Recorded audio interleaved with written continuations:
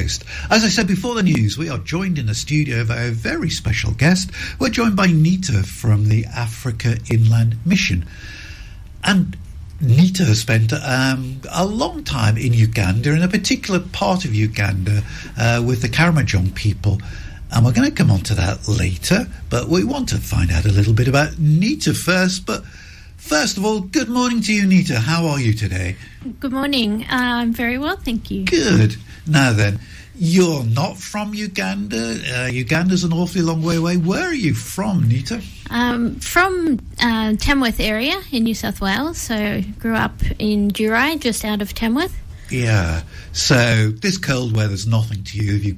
If you were born and bred in Tamworth, this is just like a little bit chilly, but nothing. I'm used to frosty mornings and cold days, but I don't really like it. I thought you would have been acclimatised to it because, it gets quite cold out there in the winter, doesn't it?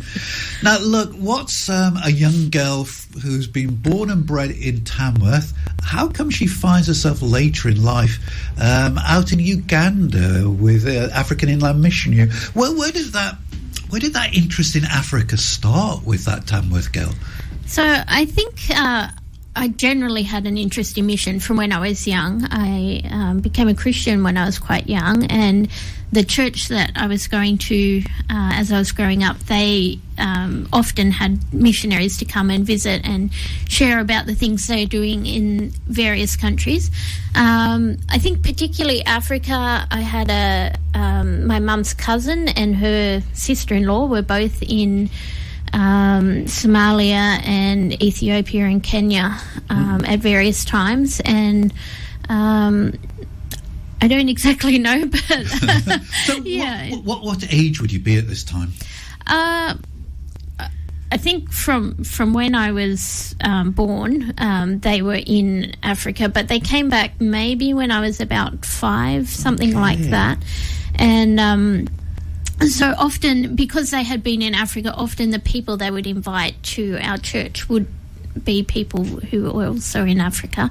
But I also had family in New Guinea and other missionaries from other places. But yeah. So what really sparked your interest was all those people who had spent time themselves in Africa coming back and sort of giving talks to your churches.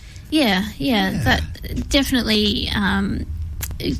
created an interest there, and I sort of growing up made choices in terms of what I did at uni, and looking for this might be useful in doing mission work somewhere. So you formed at quite at a very early age a sort of a desire, or seems more than that, it's like a knowledge that you would be doing missionary work in Africa. Yeah, and I mean, I didn't specifically think Africa until I was at Bible college, and then people kept saying, "Oh, you should do what's your passion?" And normally they'd be talking about, children's ministry or youth ministry or what. And I'm like, I can't really say I have something that's my passion like that. But every time we had someone come to SMBC who was talking about what they were doing in Africa, then I was like, I think that's where my interest is. That's where God's calling me. Yeah. And so then it was just, okay, now in the grand scheme of things, where do I fit? Yeah. And what was the family's reaction when this young woman, their daughter from Tamworth, announces, I think I'm going to go to Uganda? Well, I mean, wow, where does that come from? Yeah, so when I first went with African Inland Mission, I didn't actually go to Uganda, I went to Mayotte, but even then they were saying, well, we're supportive, but that's a long way. Yeah. And they had been, like my parents had been involved in mission when they were first married. So then they're like, well, we did it to our parents, so we can hardly say you can't go. Yeah, they sort of had made that rod for their own back, that they had done this to their own mum and dad, so they couldn't stop you. So they're very supportive. Yeah. And when was your first trip to Africa? I first went in 2005, and that was just, I actually went with Compassion, and it was more an interest trip just to see what Compassion was doing, but for me, just what is life like in another country. And then with Africa Inland Mission, my first time I went to Mayotte was in 2010 and 11. Was it how you imagined it would be, or was it a completely different world? It's a very different world to here, but I felt like it was what I imagined. It's where it's where God wanted you to be. Yeah. They say Africa is one of those countries that once it's in your blood and the soil is underneath your fingernails, that it captures your heart forever. Yeah, I think it can be like that. I mean, Africa is continent made up of many different countries and many different cultures, but there are certain similarities that even when I was in Mayotte and then Mayotte, where is Mayotte? Oh, it's one of the Comoros Islands, so it's off the east coast of Africa. But I was there for 2 years. I visited Kenya and Tanzania, and then I visited Uganda in 2015, and then started their full term in 2017. And there's just similarities, things that you can't explain, but you're like, okay, they're more similar than Australia is very different. Yeah. So for those of us who sort of weren't very good at geography, we know that you've spent most of your time in Uganda. Uganda, it's a landlocked country. There's no coastline, is that right? No coastline. There's Lake Victoria in the south, which is a very large lake. Towards the south of Africa, the continent of Africa. No, in the south, like the southern border of Uganda is Lake Victoria. Yeah. So that's quite a large lake, but all surrounding Uganda are other countries. And what's the climate like there? Where we are in Moroto is quite it's quite dry. It's I guess more temperate climate, but they do get a wet season and a dry season. So the wet season is a little more humid and a bit cooler. Yeah. And the dry season is warmer, but the temperature is fairly mild. So the rest of Uganda is it's along the equator, like the equator goes through Uganda, and a lot of the rest of the country is a bit more humid. They get a lot more rain than our area. Yeah, and the challenges that face Uganda, the political challenges, is it a peaceful country? Is it harmonious relations with the government and with each other? Yeah, one of the I guess Uganda is one of the more peaceful countries. They recently just had elections in January, and the president was re-elected. And I guess the opposition always say it was rigged or whatever. And I don't know a lot about the political side of things. I don't get heavily involved in that. But it's a fairly stable and peaceful government. it so far it seemed to be that way. Yeah. So we know where Uganda is. The equator runs through it, and it's sort of landlocked. So that fixes it in our mind to some extent. Before we break for some more music and then come back and talk about sort of why you're out there, the Karamojong people, are they in a particular area of Uganda, so geographical? Yes, it's the northeast corner of Uganda, and it's quite a large area that the Karamojong occupy, and it's called Karamoja. Karamoja, that figures. Yeah. And how many Karamojong people are there? There's over 1 million Karamojong. Wow. And the majority are within Karamoja, but they also, you do find them down in Kampala and other areas of Uganda. Often they go, the ones you'll see in Kampala are the ones who are begging on the street. So the Karamojong in general are very poor, and I guess there's a lot who migrate towards the streets in the larger city to try and beg and is Uganda itself, are there lots of different tribes? Is a rivalry between sort of tribal peoples?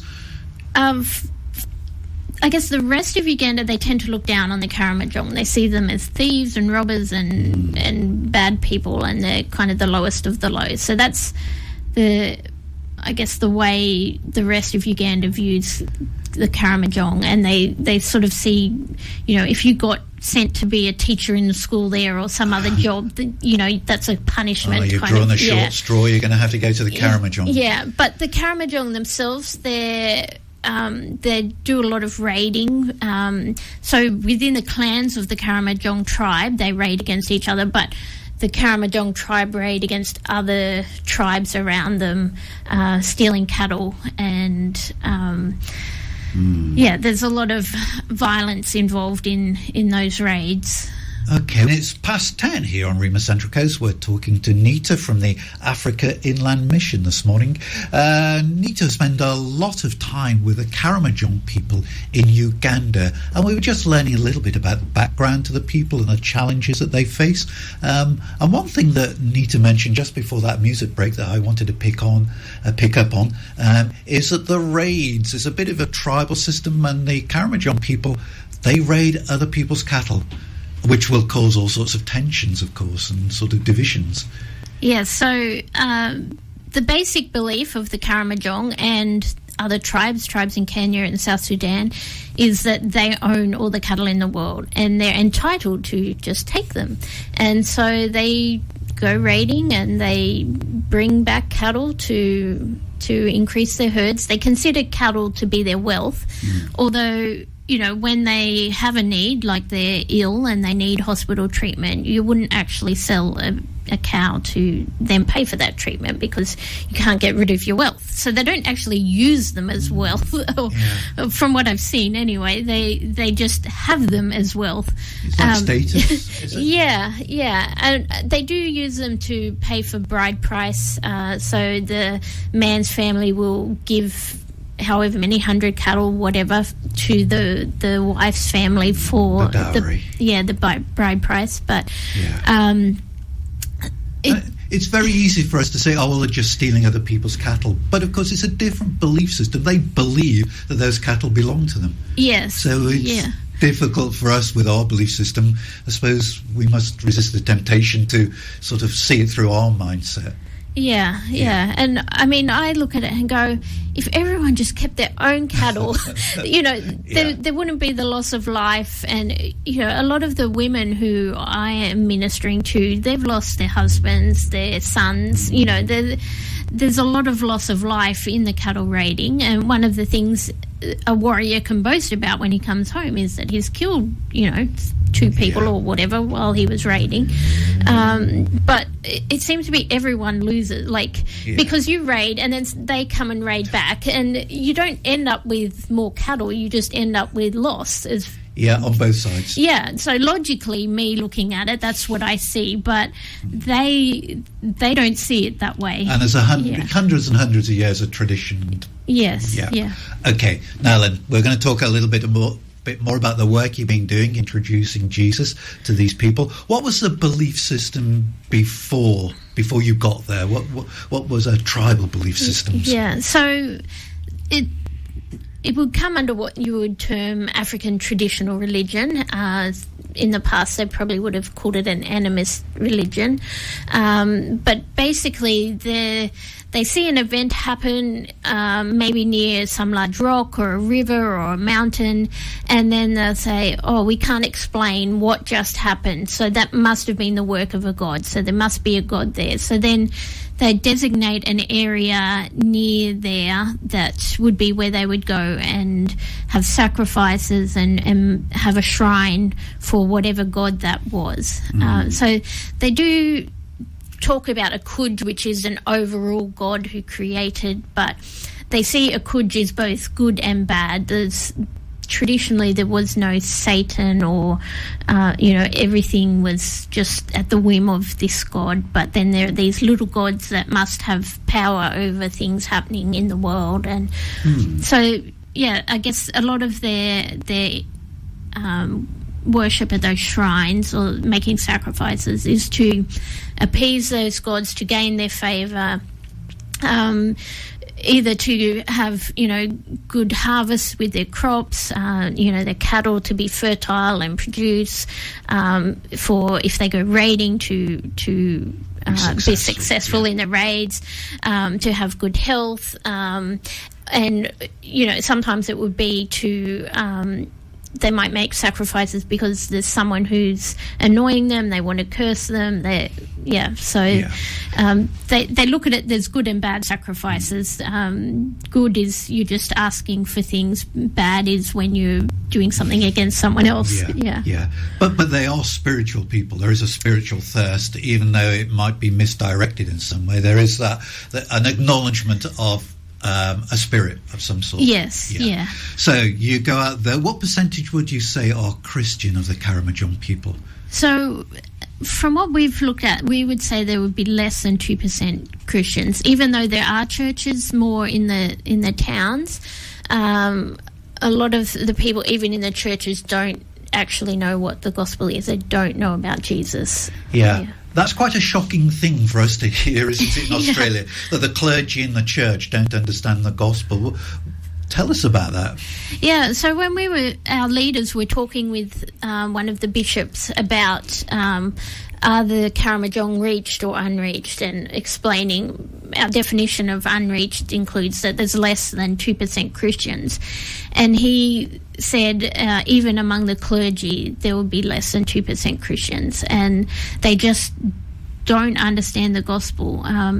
So I guess if the clergy don't understand the gospel, then they're not teaching that as part of their teaching. They're teaching things that they've heard from televangelists or other people. I guess there's a lot of illiteracy, so that people can't necessarily read the Bible for themselves, and so they're just, the ones who come to church are just relying on what's taught in the churches. And if the clergy don't know, then they're not teaching the people. So, it's a dangerous system, and that, of course, is where Africa Inland Mission and the work that you've been doing in Uganda in trying to introduce people to the authentic Jesus Christ. So that. How do you do that? Well, for us, one of the things we do is language learning, but I'm not getting very far along with that. So among our team, we've each gone to different churches and become involved with the churches. So we're discipling people within the churches. We're involved in different Bible studies. For me, I meet with a pastor and his wife and have Bible study. There's a young lady that I meet with and read the Bible with her. Some groups are larger Bible study groups within the churches, and just trying to disciple the people we've met who are believers and help them to understand the gospel more, understand what's in the Bible more, and be able to teach that to others. So that they are relying less on those other forms that you talked about, the televangelists and just what they've heard from other people, but they're relying more on what we understand by the gospel. Yes. And what are people's reaction? How do people respond to the authentic message of Christ? Yeah, we have a range of responses. We have some who are just like, well, we already know about God. Just leave us, because we've got our own gods and our own belief system. And then there are those who are like, yes, come and teach us. We need to hear the word of God. And we've had a number of Bible study groups that we did that, and then after some months they're suddenly like, well, what are you going to give us? And it's like, well, the thing that you need the most is Christ. To understand the gospel. And it's when Christ changes hearts that then people are able to make changes in their life that will help their lives. And some people are like, oh, but you aren't giving us things. These other groups come and they give us things, so you're not giving us things. And we're like, but we're giving you the most important thing is things don't matter.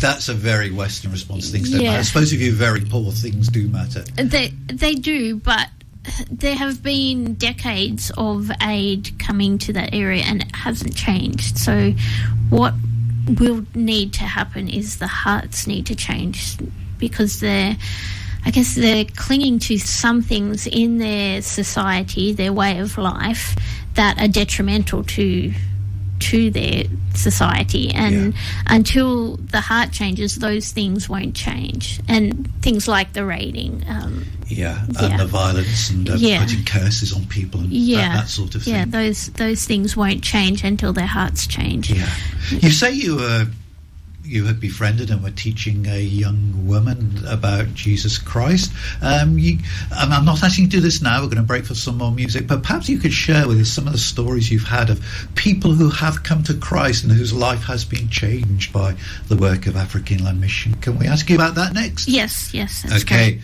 We'll have some music and then we'll come back after we've listened to Seventh Time. And we're back. We're talking to Nita from Africa Inland Mission. We're talking about the challenges that the church faces in that particular part of Uganda with the Karamojong people, the sort of traditional belief systems there with curses and all sorts of things, and the difficulty of reaching people with the authentic and the true message of the gospel. But Africa Inland Mission is making progress, and you've got a really encouraging heartwarming story to tell us, haven't you, Nita, of a lady who has found Christ? Yeah, so one of the things when I first went, going to learn language, you spend an hour with a language helper, but then you need to go out and practice.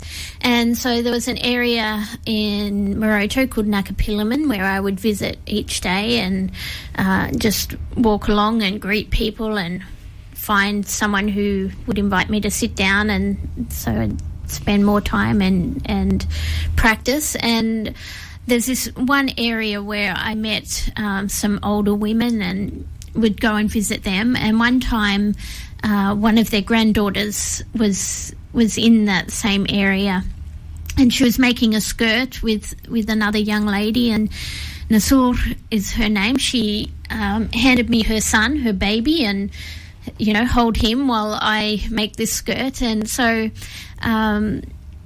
I practiced my Karamojong. I didn't realise that she actually understood English.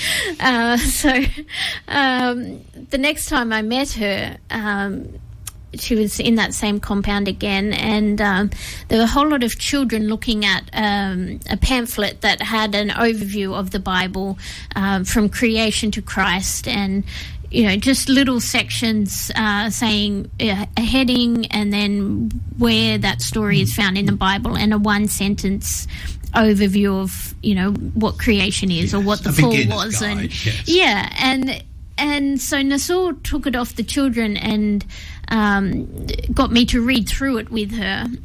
And then the children came, they wanted their pamphlet back. And so Nasur had been asking so many questions as we were reading through it that I said to her, would you like me to come and read the Bible? We can read through these stories in the Bible. And she said, yes, I'd like that. And so we would meet each week. We'd read in English and then in Karamojong. And she just had so many questions. And along the way, she put her faith in Christ. So even though growing up, her family were Catholic and she was raised as Catholic, and then later she started going to other churches, but she still hadn't really understood what the gospel was. Yeah. And so even though we were reading through the Old Testament stories, along the way we talked about Jesus and what Jesus had done, and she put her faith in Jesus. And as our relationship developed and she got to know me but also others on our team, people in her community became jealous of her because she was friends with the Mzungus, which are the foreigners. Okay.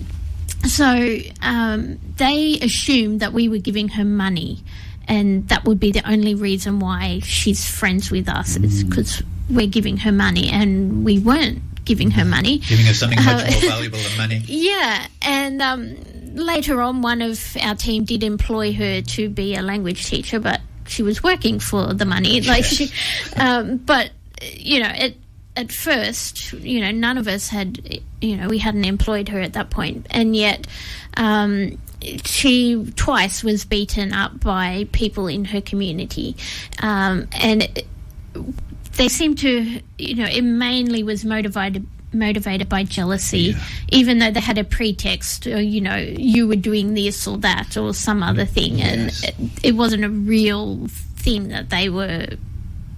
It was like they were making up something to have an excuse. Even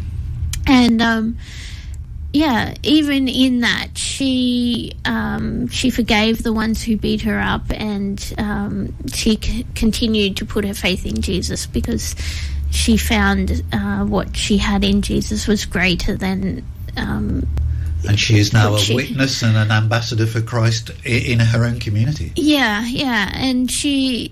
And she was involved in a Bible study group that after I had been studying with her for a while, I had an accident and I was away for 2 months. And so one of our team was meeting with her cousin to do Bible studies. So she and a neighbour then went and joined that Bible study group. And then a group from that community started meeting every Friday for Bible study. And eventually she came to where she would be helping to lead that Bible study, and she also was one of the ones who came and helped us in translating when we went out to some of the villages to do Bible studies in the villages. She came and helped as a translator, and then some of the ones on our team helped her to be able to lead in those studies as well. So she's become quite sort of instrumental in sort of bringing the gospel to lots of other people, and introducing Jesus to other people as well. Yeah, and she even at one point was thinking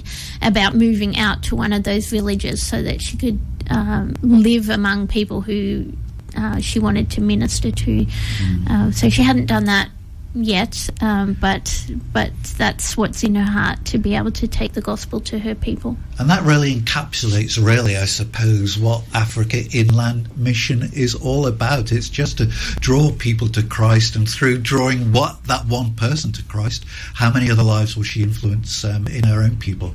Yeah, that's definitely our hope, is we are there working alongside the churches, working alongside the Christians who are there, but we want to help them to be able to grow in their faith and be able to have the skills to go and do ministry themselves. It's about empowering them rather than imposing yourself. Empowering them to...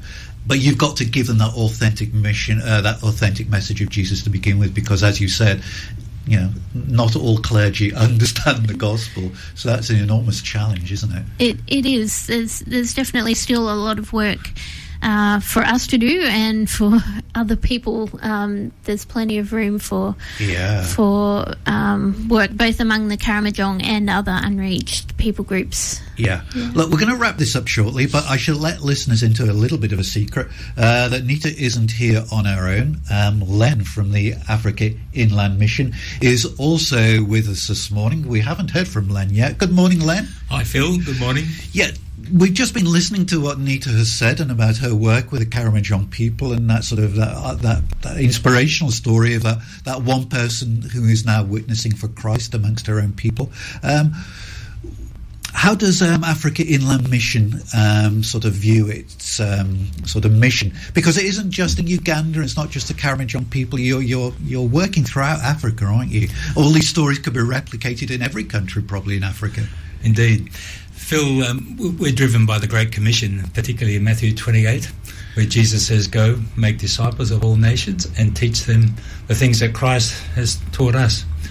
And we're focused particularly on unreached people groups, which Nita explained were groups with less than 2% Christians among them, and the church not big enough to reach out to the rest of the group. So we're working in more than 22 countries across Africa, and also now working among Africans in the diaspora, so in countries outside Africa, Europe, the United States, North America, South Africa, and so on. But our focus is taking the gospel to these people, and we're very keen to have people involved. We're looking for people like Nita to go and live among an unreached people group and share the gospel. I think one thing that I've learnt this morning is that, and I suppose I really knew this, but I hadn't sort of acknowledged it, that it is hard work. It is not easy, is it? I mean, less than 2% are Christian. It's going to be, you're going to be there for the long haul, aren't you? It's not going to happen overnight. It's going to be sort of perhaps one person, one tribe, or one peoples at a time. Yeah, Phil, you look at the big picture. We say that there's almost 1,000 unreached ethnic people groups from Africa and in Africa. 3/4 of those roughly are Muslim people groups. The remainder of groups that follow traditional African religions like the Karamojong. So there's certainly challenges there, and it won't be done overnight.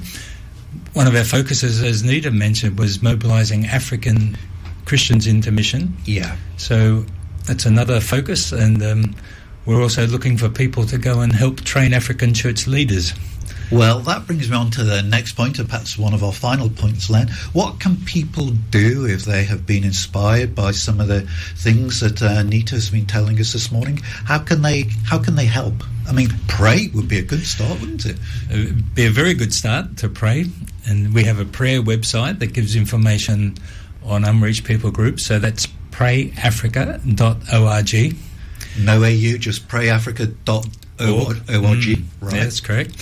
So that has information on the Karamojong and other unreached people groups, and you can subscribe on that site with your email address, and you'll receive a short prayer email every day of various unreached people groups. So it's a good way to get involved in praying for the people of Africa.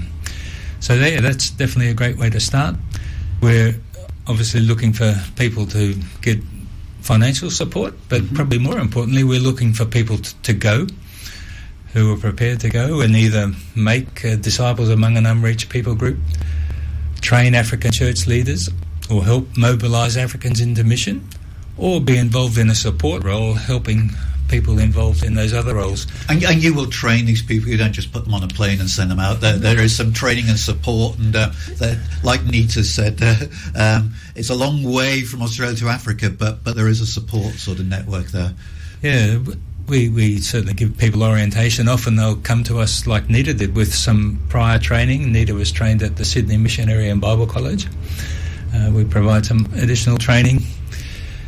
And yeah, AIM in Africa does provide a great support network. We have regional bases and teams right across the continent. And is there a website people can sort of explore a little bit more about AIM?